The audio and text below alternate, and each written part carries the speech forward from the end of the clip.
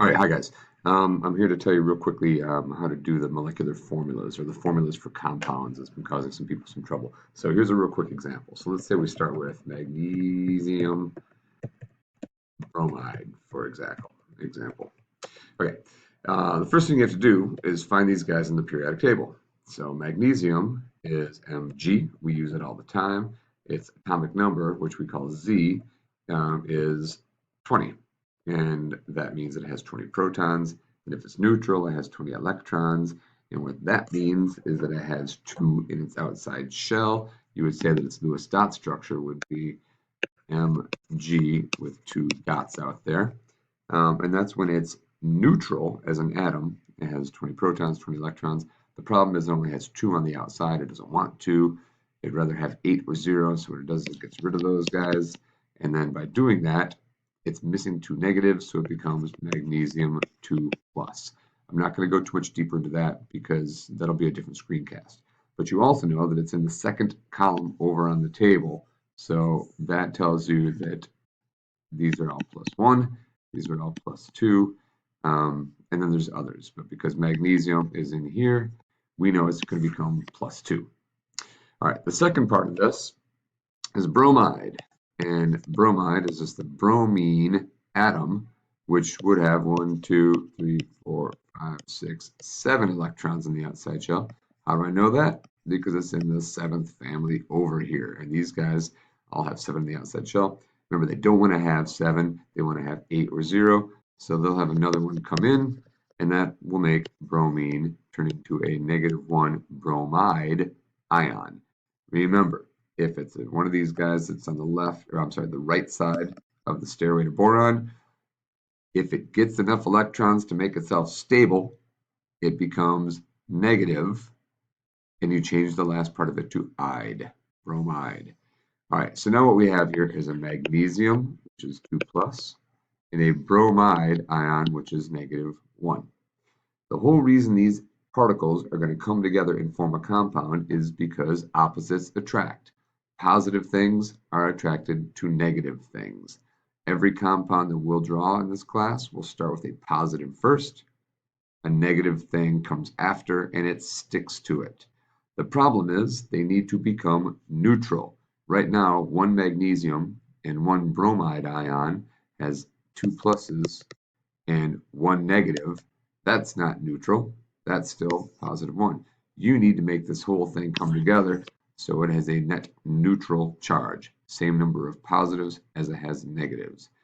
So if magnesium is 2 plus and bromide is -1, you need 2 of these guys to cancel out that +2. You'll need 2 -1s. So how do you indicate that? Well, you can't do it anywhere that is going to confuse it. You don't put numbers in the middle of these compounds. You have to indicate how many bromide ions you need, and you do that by putting a little 2 right there. So by having 2 bromide ions, that gives us, it's like this. It's like magnesium plus 2, and then it's stuck to a bromide -1 over here, another bromide -1 over there. These 2 negatives cancel out these 2 positives, and that's neutral. So the formula then, MgBr2. 1 magnesium, 2 bromide ions, neutral, plus 2, -2, canceled. I hope that helps a little bit. I'm going to do another, you know what, I'll do it right now. If you want to keep watching, you can. If you don't, you can turn it off now.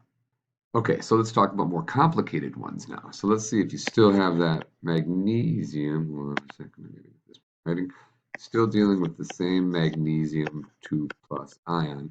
But let's say now we want to bond it with something a little more interesting, like nitrogen. Now, nitrogen, if you look at it on the periodic table, it's in this place over here, where it's this one or this one, but it's over here. And this means that it has 1, 2, 3, 4, 5 electrons in the outside shell. 5 is not 8. It wants to have 8 or 0. So what it will do is it will gain an extra 3 electrons there, which means that nitrogen,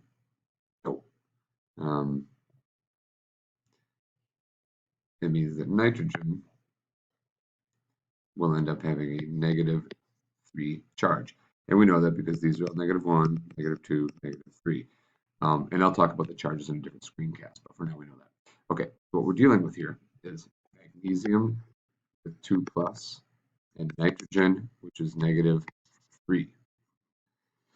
Okay, so how do you make these guys neutral? This is more complicated. I'm going to explain the basic concept of all this stuff, and then I'm going to show you a short trick.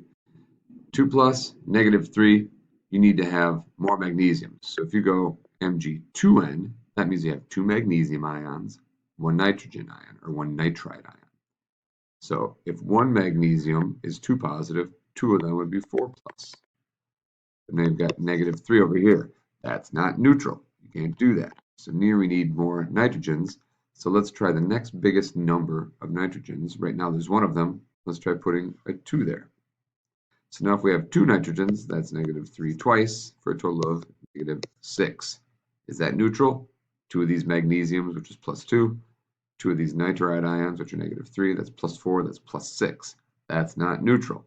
So we need more magnesium. Let's try putting 3 of them in this compound. Now you've got this, so it's no longer 4 plus, but now it is 6 plus because each magnesium is 2 plus. If you have 3 of them, that's 2 plus, plus 2 plus, plus 2 plus, that's 6 plus. Now you see that there's +6, -6, G3, and 2. That's neutral. So the name of this stuff, magnesium. And then what do we do with the nitrogen? Do we still call it nitrogen? No, we call it magnesium nitride. Because remember, everything on the periodic table on the right side of the stereo boron, if it becomes an ion, you change the last few letters to IDE, nitride. Okay, now I mentioned that I was going to show you a trick. All right, here we go. Mg plus 2, nitrogen -3. How do you determine what numbers go in there to make it neutral? Well, here's a little trick. That number, put it there. That number, put it there. End up with magnesium 3. That 3 was there.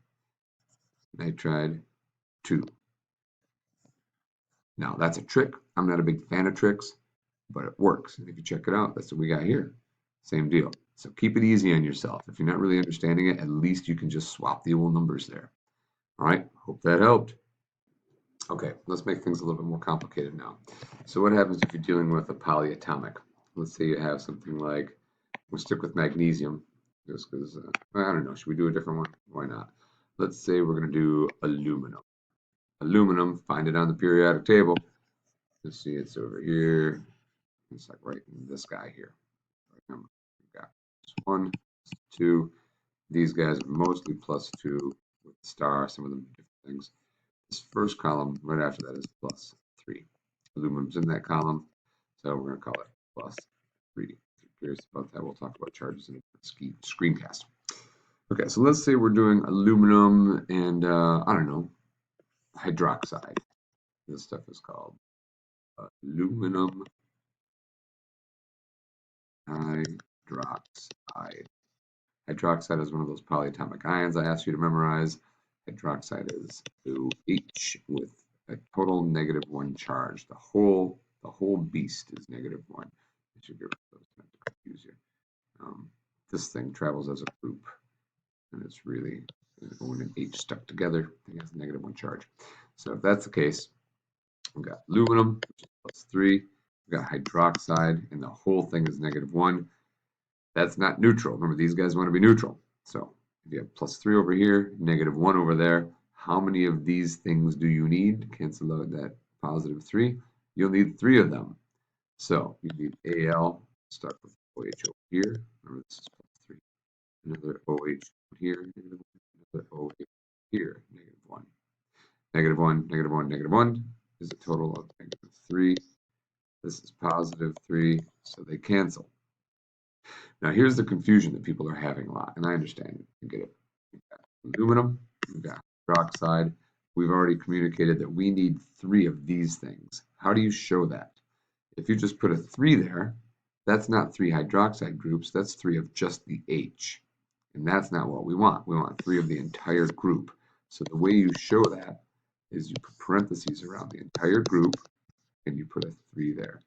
What this means is we have 1 aluminum and 3 of these hydroxide groups. Aluminum is +3, hydroxide is -1. So the total here is +3, -3. That's neutral. The parentheses are huge though. You can't just stick that 3 on the H because that makes it look like you have 1 aluminum, 1 oxygen, and 3 H's, and that's not what you want. You want 1 aluminum and 3 OH groups because the whole H group is -1. I'll do a more complicated one in a second here. Okay, so let's make another one here. Let's stick with aluminum because it's interesting. It's +3, that's weird. And let's say we're going to use, I don't know, a different polyatomic. Let's go with phosphate. Aluminum, phosphate. Now, yes, I did ask you guys to memorize your polyatomic ions, but let's be realistic, you haven't. I understand that, so I'm not going to put a lot of emphasis on them. I'll let you know what they are, which is a little bit of a bummer, but I guess eventually we'll get there. We know aluminum is Al, which is 3 charge. What is phosphate? Well, at least you should be able to find it on your flashcards or on that piece of paper. We find out that phosphate is 1P, 4 O's, and the whole thing has a -3 charge. Aluminum phosphate. So if aluminum is +3, phosphate is -3. Do they neutralize each other? Yes, they do. +3, -3, neutral. And it's just AlPO4. Done. And that's because this whole PO4 group has a -3 charge. Aluminum has a +3 charge. So that's easy. Well, what about something that's a little bit more complicated? Let's pick a simple one like sodium phosphate. All right, we know sodium. We love sodium. We're working with it all the time, but it's in that first column. So it's sodium, a +1 charge. Phosphate, PO4, -3 charge. That's not neutral. +1, -3 does not cancel out. So what do we need more of, positives or negatives? We need more positives. How many do we need? We need 3. That's -3. That's +1. We need 3 of these guys. So how do we show that there are 3 sodiums? People might be tempted to do this. Never, never do that until you're balancing. You're not allowed to do that until you're balancing. So the way we show that there are 3 sodiums is by doing this. Boom. Done. That means this compound is Na3PO4. 3 sodiums, 1 phosphate group. All right, well, I think we probably get more complex than that. Let's try our boat of magnesium. Let's do magnesium phosphate. And I do appreciate your patience with my sloppy writing. Magnesium +2. Phosphate, PO4, is -3. Uh-oh, this one's tough. +2, -3, that doesn't work. Again, we can go through the steps of trying to remember how we got there, but or you can do the trick that you memorized. And let's do that for now. You know, this number is going to go here. This number is going to go there. What that means is we're going to try to get to 6. +2, we're going to get to +6. -3, we're going to try and get to -6. What that means is you need 3 magnesiums and you need 2 phosphates, because 3 magnesiums will make that +2 into a +6. 2 phosphates will make that -3 into a -6. That'll cancel out.